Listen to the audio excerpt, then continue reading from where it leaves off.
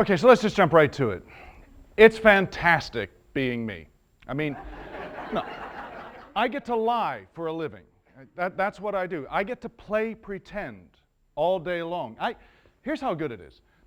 It's my job to make passionate love to beautiful women I have only just met, whom I will never see again, who know when I tell them that I love them that I am lying, and they're okay with that. I mean, what's not to love about this? And so it's not a surprise that you folks are here hoping that I'm going to drop some pearls of wisdom about how you too can win friends and influence people, or perhaps you just want to know a little bit more about how the mechanics of memory go and how I hold on to all those lines in my head. But I got to warn you that acting's not what it seems. Acting's a bit heavier, it's a bit trickier, it's a bit of an odd concept to get your head around. And so, as a trainer, one thing that I know is that we don't do any heavy lifting without first warming up. And so I want to give you some concepts that are a little bit easier to wrap your head around first before we get into the heavy business of acting. Let's talk quantum mechanics. Okay, in quantum mechanics, there's a very famous experiment called the double slit experiment, and it goes like this. Scientists were trying to determine if they could predict the path of an electron. Now, if you remember your 6th grade science, bodies in rest or motion will continue in rest or motion unless another force acts upon them. This is Newtonian physics. Isaac Newton sitting under the apple tree, hits him on the head, gravity. Right, I got that. Okay, so the other thing that you should remember is that the things that behave this way are made up of smaller things called molecules, and those are made up of smaller things called atoms, and those are made up of smaller things called subatomic particles, protons, electrons, neutrons, that sort of thing. So this experiment is about those electrons, those tiniest of things, and they want to see if they will behave in the same way that the bigger things do, if they can follow a predictable path, if a body in rest or motion will continue, et cetera, et cetera. So the way they're going to do this is the scientists are going to shoot electrons at a big screen, and they're going to see where they land on that screen, and hopefully they're going to hit the target. And they start this, and it's mayhem. It's not working at all. The electrons are going everywhere, left, right, up, down. They're landing in the soup. It's just not working. So they decide what they need to do is control this a little bit better. They put up a barrier in front of the screen, and the barrier is going to catch the errant electrons, and the barrier has 2 slits which can open and close independent of each other. And in this way, the electrons will only go through the slit that's open and hit the screen, and hopefully they'll get a nice tight cluster where they want the electrons to land. So they close one slit, open the other, start the electrons going one by one, and lo and behold, it works. They're getting a nice tight cluster on the screen where they had wanted it to be. There's a few that are kind of going off a little bit, but for the most part, the barrier's catching the ones that aren't where they're supposed to be and letting the ones go through get that nice cluster. Great, it's working. Close that slit, open the other, see if we can do it again. And it works. They're getting a new cluster. It's exactly where they want it to be. It's slightly off from the first one, but it's following where the new slit is, so that all makes perfect sense. Terrific. So now the thing that you would think is if we open both slits, what you're going to get is 2 nice tight clusters behind those 2 slits.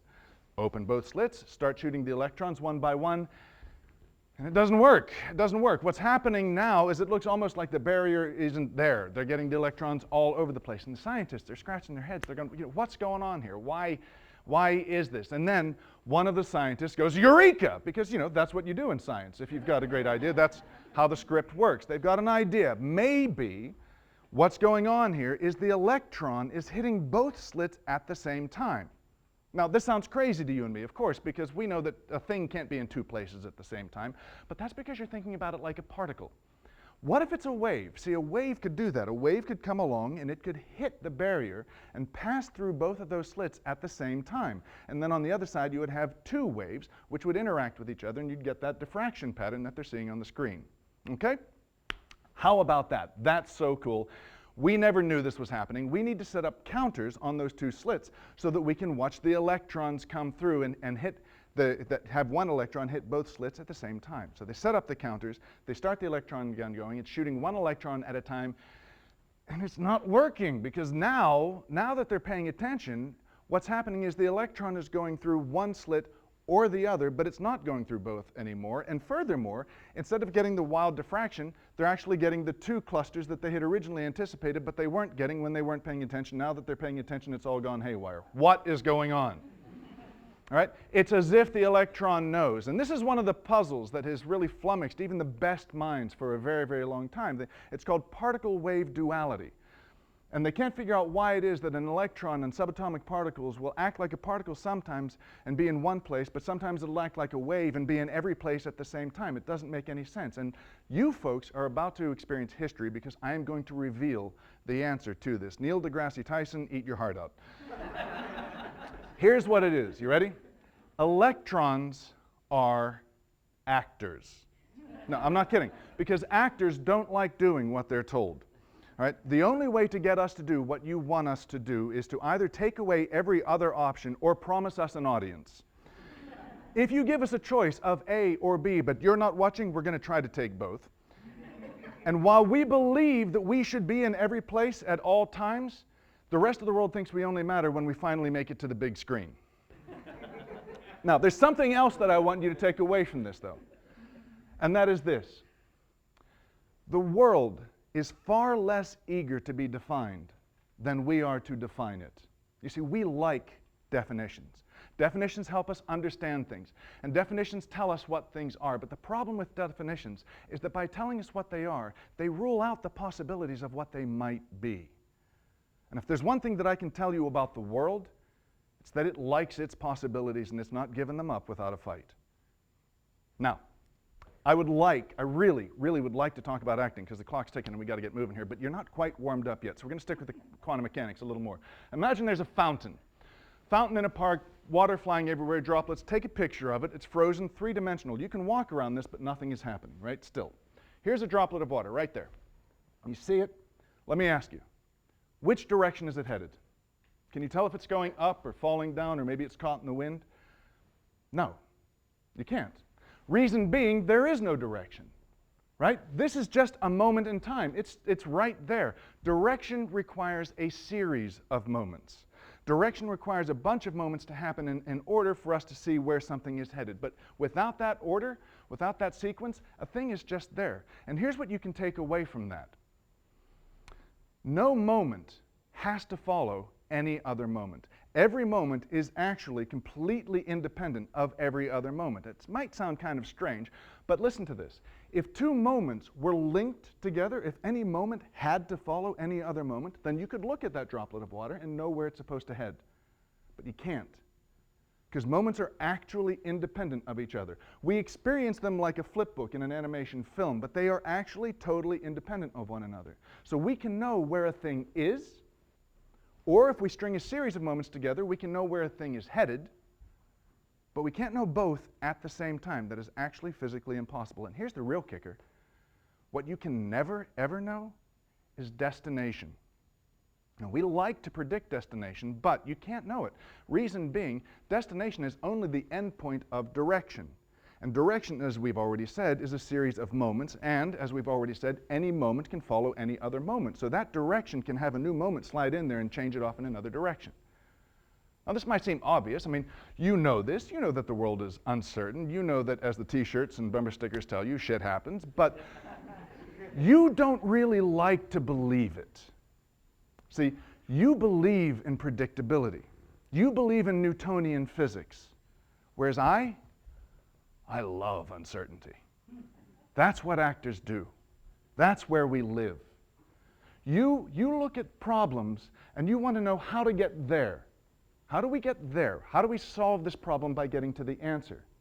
Actors look at problems and go, what's going on here? And now, that might sound kind of interesting and quaint, and okay, fine, it's terrific for standing up on stage or maybe even giving a great performance in a film, but what does it have to do with real life? Well, let me tell you. If a child is lost in the woods, and that child is between the ages of 0 and 6, the rescuers are overjoyed. They're thrilled. This is great news. Because children 6 and under have one of the best survival rates of any demographic. Conversely, children aged 7 to 12 have one of the worst. Why? What's going on with that? Why is it that when you blow out 7 candles on your birthday cake, you suddenly go from being a survivor to being Coyote Kibbles? And the answer is in the question. Why? What's the one word 6-year-olds and younger say incessantly? If you have little brothers or sisters or children, you know exactly what I'm talking about. Why? Why? What are you doing? I'm making a sandwich. Why? Because I'm hungry. Why? I didn't eat breakfast. Why? Wasn't feeling well. Why? Because I had too much tequila last night. Why? Because you drive me nuts with the whys. But the kids, see, what's going on there is we're trying to pawn them off with information. We're trying to give them the short answer. We're trying to give them a quick little solution that eliminates everything else, and they're not having it. They know there's more to the story. They want knowledge, not information.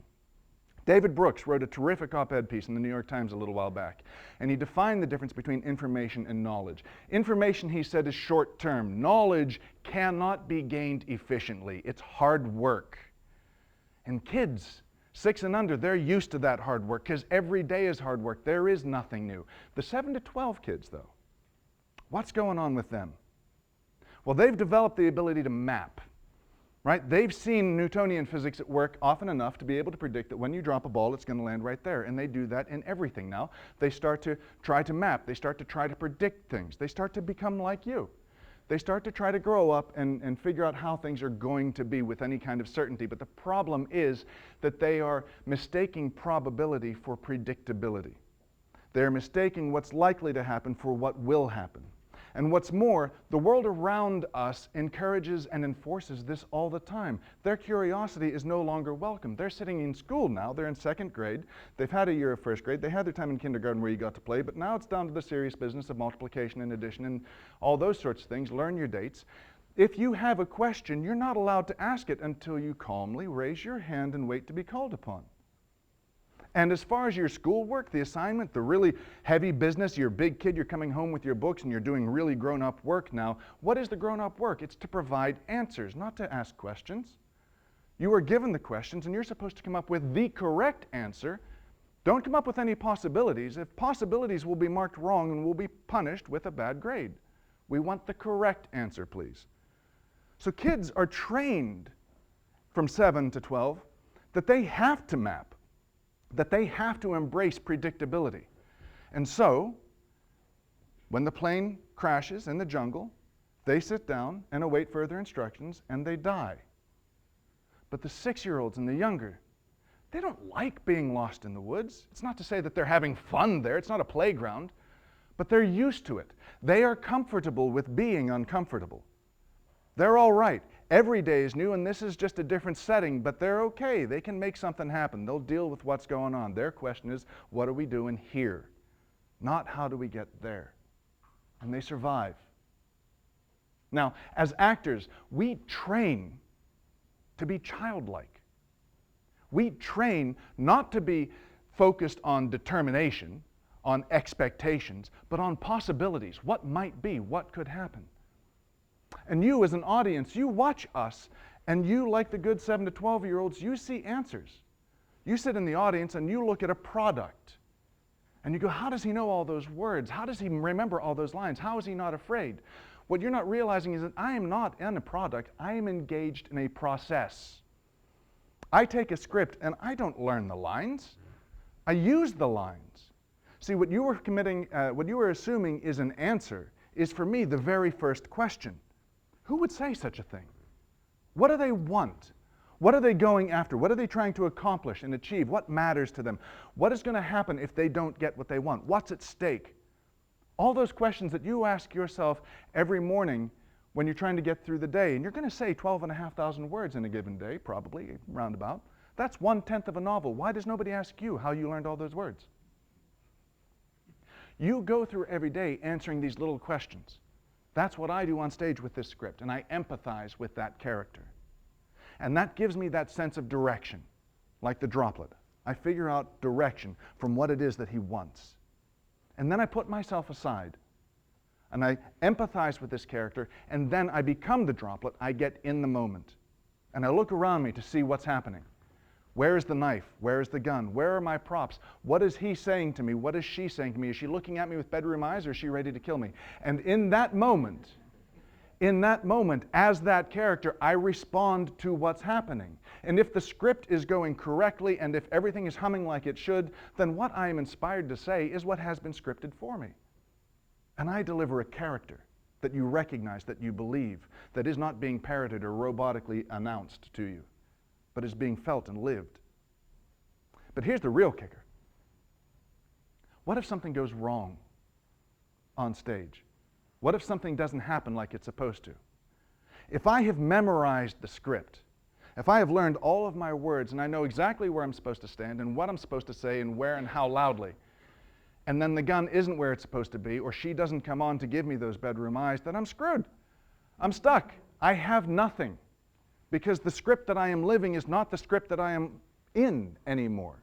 The script that I'm trying to parrot is not what's happening around me, and I have nothing. Then I am one of those 7 to 12-year-olds who was on a plane but is now in the jungle and the script doesn't tell me what to do. As a kid, as that 6-year-old, I adapt. I live in character. I keep the play rolling. I respond as the character would, and things get back on track, and you never know the difference because we have given you something that is alive and exciting and something you can respond to and recognize. Now, my question to you is, what if the rest of the world thought a little bit more like actors and 6-year-olds? What if school was about knowledge seeking instead of answer giving? What if health and fitness was not about the six-pack abs that are on the cover of Men's Health or the model on the cover of Cosmopolitan, or the weight that you're supposed to be, or the food that you're absolutely supposed to eat or not supposed to eat? What if it was about your ability to adapt? Fitness in the sense that Darwin initially used it. Survival of the fittest wasn't about the guy that had the six-pack abs. Survival of the fittest was about the person who could fit their environment, who could adapt. When moments didn't follow moments in any predictable order, who was it that was able to respond? That's what Darwin was talking about. That's who survived. What if fitness was about what you can do today that you couldn't do yesterday, and what you want to do tomorrow that you can't do today? Your ability to respond to whatever might come at you. What if politics stopped learning a script? I mean, I find so much of the time, I feel like that kid in The Sixth Sense, right? I see bad actors. They're everywhere. And they don't know they're bad. They've learned the script. They know what they're supposed to say. They know how loudly they're supposed to say it. And they just wait their turn to talk. They're not listening. They're not responding. They're not in the moment. What if in Washington, or just in your community center or in your daily life, you actually listened to the people that are around you and embraced an idea that is different from the one that you were expecting, but opened up possibilities that you had never, ever anticipated? Ladies and gentlemen, I want to tell you that there is more truth in every question than there is in any answer. Possibilities are endless. They're what the world gives us every day. And if there's one thing that I can tell you, it's that you need to stop learning your lines and start learning your character. To be or not to be is not the question. You already are. The question is, where are you? And where are you going to go? Thank you very much.